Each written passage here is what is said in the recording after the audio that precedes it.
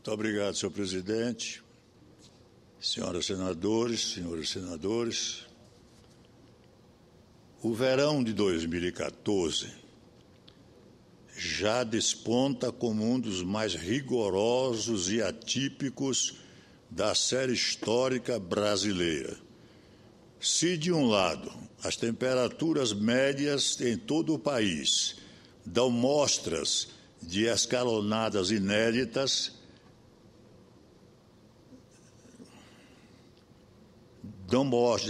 de outro, a estiagem em plena estação das chuvas compromete o abastecimento de água e de energia aos brasileiros. Competem, portanto, às autoridades administrativas providências urgentes e eficazes para dar cabo das mazelas que desse ambiente catastrófico inevitavelmente emergem. Trata-se, em suma, de se refletir agora sobre medidas para ao menos amenizar o impacto da falta de chuvas. Em realidade, em vez das chuvas torrenciais que sazonalmente inundam nossos rios, deparamos-nos espantosamente neste verão com a ausência de formação compacta de nuvens sobre nosso território, registrando temperaturas elevadíssimas em toda parte. Nossos reservatórios, que deveriam estar transbordando por agora, mais parecem aqueles açudes miseráveis tão melancolicamente descritos por Graciliano Ramos no clássico Vidas Secas. No extremo, a aparente resistência do governo federal em pedir à população que colabore com o atual momento de estresse do setor elétrico deve ser vencido o quanto antes. A protelação vigente da economia na conta de luz está custando caro ao país. De fato, analistas estimam que pelo menos 8 bilhões de reais anuais gastos com termoelétricas acionadas para compensar o baixo nível dos reservatórios das hidrelétricas poderiam ser poupados caso houvesse uma campanha de redução de consumo. Em outras palavras, o risco cada vez maior de racionamento seria totalmente afastado se as famílias e as empresas ajudassem com uma singela economia média de 5%. Mesmo sabendo disso, e apesar do crescente custo da eletricidade, prevalece ainda o receio do Palácio do Planalto de esvaziamento do seu discurso político de bonança eterna, caso um pedido de cooperação do público seja associado a planos de racionamento de governos anteriores. Em pleno auge deste verão, curtos-circuitos em 2 linhas de transmissão que trazem energia do norte para o sudeste resultaram em um apagão que atingiu nada menos que 13 estados e o Distrito Federal, afetando cerca de 6 milhões de brasileiros.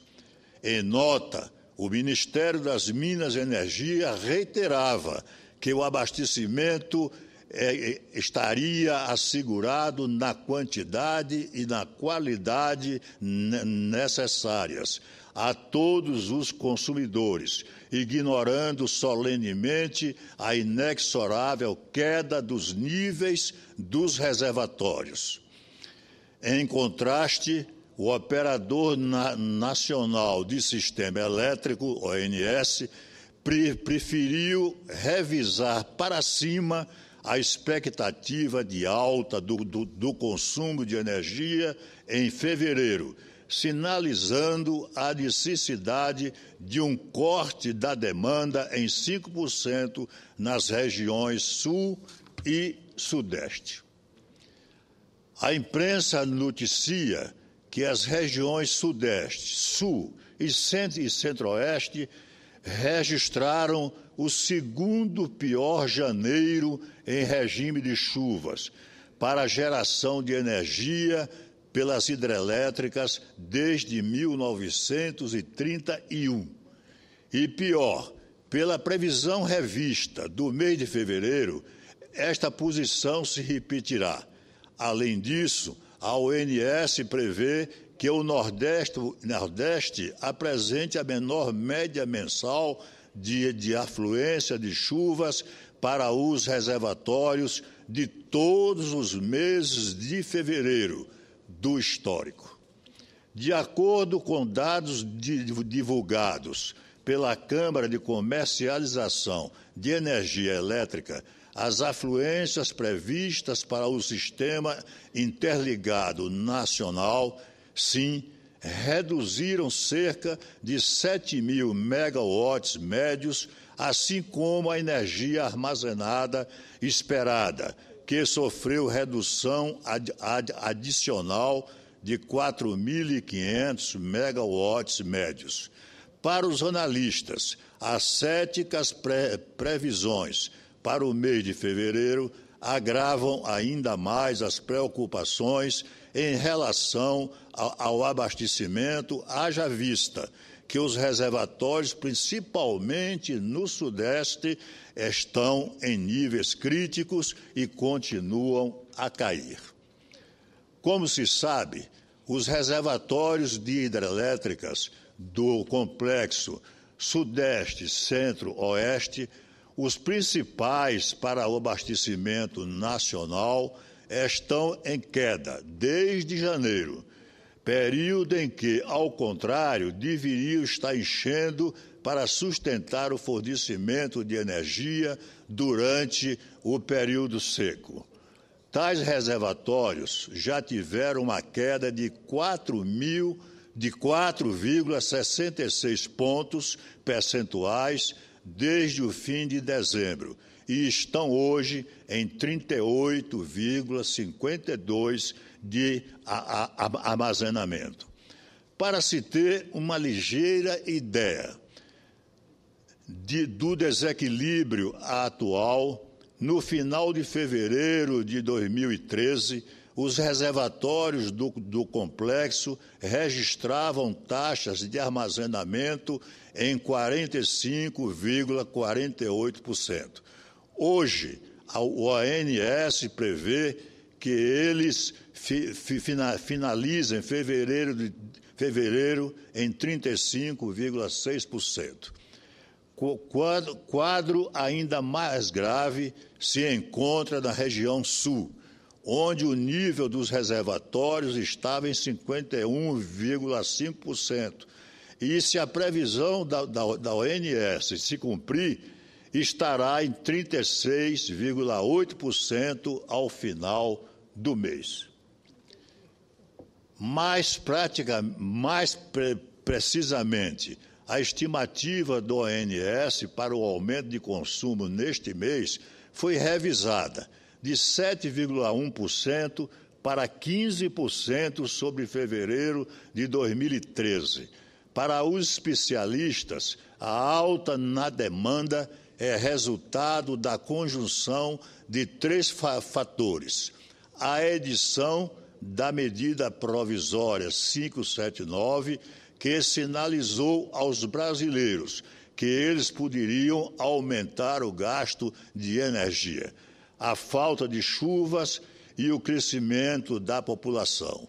Em resumo, na visão da Associação Brasileira das Empresas Geradoras de Energia Elétrica, ABRAGE, sem a tal MP e o atual calor inclemente, a procura cresceria apenas os 4% e não os 12% registrados em média. No último sumário executivo do Programa Mensal de Operação, divulgado pelo ONS, verifica-se que, em apenas uma semana, já haveria ocorrido uma alta de quase 60% no valor de custo do megawatt-hora nas regiões Sul e Sudeste, ambas gigantes consumidoras no mercado de energia brasileiro. Mesmo assim, apesar de admitir a necessidade de racionamento, descarta a imediata adoção de cortes em razão de uma perspectiva de chuvas nas próximas semanas. De fato, diante da realidade atual, de nada adianta esconder os problemas estruturais e conjunturais da população brasileira, ainda que estejamos em ano eleitoral. A natureza não tem ajudado e a falta de chuvas trouxe um quadro preocupante. Por isso, uma redução de apenas 3% da demanda de energia já traria importante alívio para o cofre do governo. Dessa forma, as caríssimas usinas a diesel, por exemplo, poderiam ser desligadas gradualmente, até o estresse atual se dissipar inteiramente. A propósito, vale recordar que, em 2001, o Brasil inaugurava sua fase de esgotamento das abundantes possibilidades de oferta de energia. Na ocasião, a todos assustava o alastramento de apagões por todo o país, exigindo das autoridades medidas urgentes de racionamento. À época, embora não fizesse parte do Plano Geral de Racionamento, a região Sul chegou a economizar voluntariamente 8%. Por que não aplicar a mesma lógica à delicada situação corrente no país? Senhor presidente, por conta de tudo que aqui foi relatado, já há algum tempo temos nos debruçado sobre o problema das irregularidades frequentes verificadas em nosso sistema de abastecimento de água e de suprimento de energia no Brasil. Estamos convencidos de que há lacunas expressivas na legislação brasileira para serem cobertas nesse específico âmbito. Sem dúvida, deveríamos estabelecer diretrizes nacionais para o saneamento básico, de modo a instituir incentivos e programas para a implantação de sistemas de coleta, armazenamento e utilização de águas pluviais em condomínios residenciais, comerciais e institucionais. No PLS 112 de 2013, de minha autoria, ocupamos-nos precisamente dessas questões, enfatizando a premência do uso racional de água diante das drásticas mudanças climáticas do planeta. Não por acaso, a Organização das Nações Unidas prevê que, até 2025, nada menos que 3 bilhões de pessoas estarão sujeitas a estresse hídrico, caso sejam mantidas as condições atuais de disponibilidade e gestão desse indispensável recurso natural. A falta de chuvas regulares, que uma vez mais acomete o país, é uma parceria importante e grave desse problema global. Na mesma linha, as previsões da Organização para a Cooperação e Desenvolvimento Econômico apontam para um agravamento desse quadro estimando uma elevação média de 80% na demanda hídrica para os BRICS até 2050. No Brasil, a maior disponibilidade hídrica encontra-se, obviamente, na região norte, enquanto nos grandes centros urbanos do Sudeste, do Nordeste e do Sul, onde reside a maioria da população, já se observam problemas de abastecimento de água decorrentes de fatores tais como consumo intensivo, desperdício, baixa disponibilidade hídrica e degradação de mananciais. Como se não bastasse, além do crescimento previsto na demanda, convivemos com índices preocupantes de desperdício. Segundo o Instituto Brasileiro de Geografia e Estatística, 6 em cada 10 municípios com população acima de 100 mil habitantes apresentam perdas estimadas entre 20% e 50% do volume de água captada.